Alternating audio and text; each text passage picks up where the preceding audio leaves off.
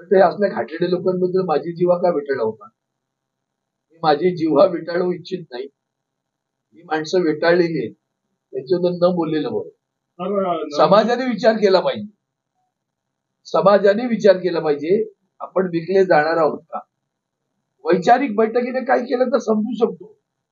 ज्याला वैचारिक बैठकच नाही, जे सरण्यासारखी रंग बदलणारी माणसं तत्वाच्या गोष्टी करतात, तुम्ही त्यांच्या मागे विचारता, प्रश्न विचारता, तुम्हाला पण वाटलं पाहिजे की कोणासाठी प्रश्न विचारला पाहिजे. वैचारिक, सामाजिक, आर्थिक दृष्ट्या विटाळलेली माणसं त्याच्याबद्दल न बोललेलं बरं. अशा प्रकारच्या बेताल वक्तव्यामुळे अजितदादांची जी मानसिक ढासळली, मला त्या विषयात पडायचंच नाही ना. पुढचा कशाला घेतात, मला त्या विषयातच पडायचं. काही त्यांचं बघून घ्यावं. मांडीला मांडी लावून बसल्यावर काही ना वकार येते, काही ना शिव्या द्यावेशी वाटतात, बघून घ्यावं. काय नरेंद्र मोदी म्हणतात की काँग्रेस ही अर्बन नक्षलवादी हास्यास्पद आहे. तुम्ही आता जम्मू काश्मीरच्या निवडणुका आहेत, हो, लाज वाटली पाहिजे, जनाची नाही मनाची तरी. आदरणीय पंतप्रधान तिथं जात आहेत आणि जवान शहीद होतोय रोज, त्याची लाज वाटते का. नाही. त्याच्यावर उलट आमचे गृहमंत्री नवीन घोषणा करतात, काय, ईदला मी 2 सिलेंडर मोफत देऊ. जम्मू काश्मीरमध्ये का, समज देशातील मुस्लिमांना द्या, इतक्या फक्त जम्मू काश्मीरमध्ये होणार आहे. द्यायची होती अख्ख्या देशातील मुस्लिमांना सिलेंडर द्यायचे होते. सांगितलं ना, विकाऊ, विकत घेणं, बाजार करणं हे त्यांचं काम आहे. भाजपच्या बद्दल बोलूच नका. नैतिकता, अधिष्ठान, विचार, सगळं व्यभिचार हा त्यांचा विचार, एवढं लक्षात ठेवा. जागा वाटाघाटीमध्ये महाविकास आघाडीतून शिवसेनेची जागा, माझा तो प्रश्न नाही, तो माझ्या पक्षाच्या प्रमुखांचा पक्ष आहे. पक्षप्रमुख यामध्ये लक्ष घालतायत. आम्ही महाविकास आघाडी म्हणून जी जागा ज्याच्या पदरात येईल तिकडे सगळे एकत्र पडून एक संघ होऊन काम करून जिंकून आणणार. काँग्रेस मुख्यमंत्री पदासाठी आक्रमक झालेली आहे, असू देऊ. माझ्या दिवशी माननीय राहुल गांधीची बोलली तेव्हा ऐकूया आपण. मी काय बोललो, पुन्हा ते पुढचा प्रश्न बोललो, आता त्याला शिल्लक, पुढचा प्रश्न कसा शिल्लक राहतो.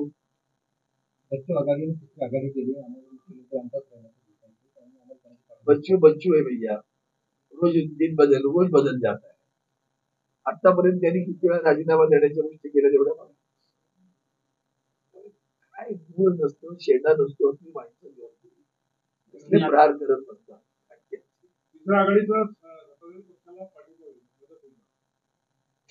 सोडून द्या ना त्यांना, कसली आघाडी होते बघा, होईल का आधी ते बघा.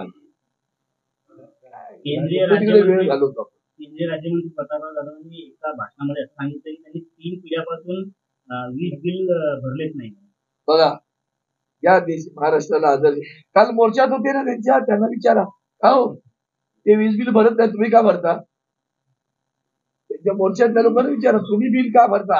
जा त्याच्या घरी, सगळ्यांनी बिल त्याच्या घरी पाठवून द्या, सांगा आता आमची बिल पण तुम्हीच भरा, नाही तर भरू देऊ नका. हे चरित्र आणि चारित्र्य आहे त्या पक्षाचं, कळलं ना. न बोललेलं बरं. महाराष्ट्रावर दौरा करताय, आजचे दिन कोणाचे आहे, महायुतीचे की महाविकास आघाडी. ही महाविकास आघाडी दौरा महाराष्ट्रभर. मला विद्यमान माझ्याकडे विदर्भाची जबाबदारी आहे, पण आदरणीय उद्धवजी जिथं जिथं सांगते तिथं तिथं जाणार आणि भगवा पडकवण्यासाठी आणि महाविकास आघाडीचा विजय करण्यासाठी प्रयत्न करणार. महाविकास आघाडीमध्ये विदर्भाच्या माध्यमातून महाविकास आघाडीचं नाही, आम्ही सगळ्याच जागा बघू, सगळेजण सगळ्या जागा बघतो. त्यामुळे प्रत्येकाने मला वाटतं आदरणीय संजय राऊतजींनी छान उत्तर दिली, जिंकेल त्याची जागा. उगाच आपलं सगळीकडे बोट टाका आणि करा, अपशकून करा, ती कामं नाही करतात.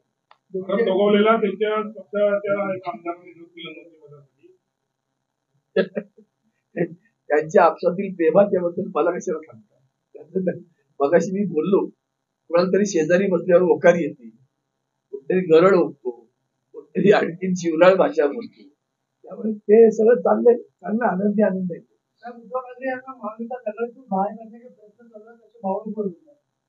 खुळाच आहे ना तो, त्याच्याबद्दल आणखीन काय बोलायला. 52 नंबरी खुळा.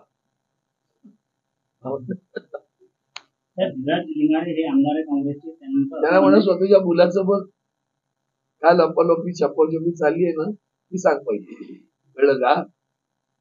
जी लपवाछपी सुरू आहे, सीसीटीव्ही कशी गायब झाली ते बघा बरं. उद्धव साहेब ठाकरेंबद्दल नका बोलू, मुलाबद्दल बोला पहिलं.